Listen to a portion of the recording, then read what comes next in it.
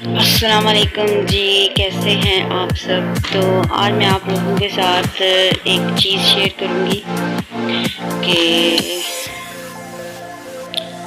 मैंने एक जो है वो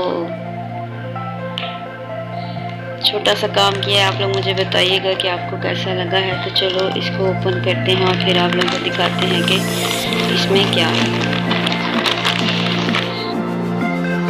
जी। तो व्यूअर्स, ये देखिए मैंने स्टिच किए हैं छोटे बेबी के कपड़े।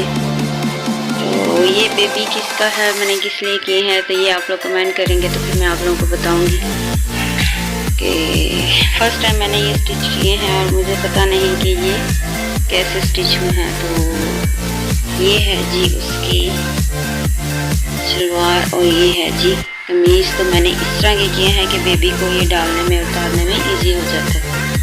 तो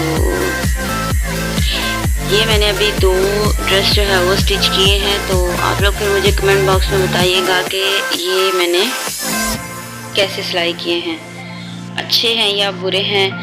तो ताकि फिर मैं और भी आप लोगों के साथ इस तरह की वीडियोस शेयर करूं। तो अगर ये छोटी सी वीडियो आप लोगों को पसंद आई हो तो चैनल को लाइक शेयर और सब्सक्राइब कर दें और अच्छे अच्छे कमेंट करें और दुआ में याद रखें। अल्लाह हाफ़िज़।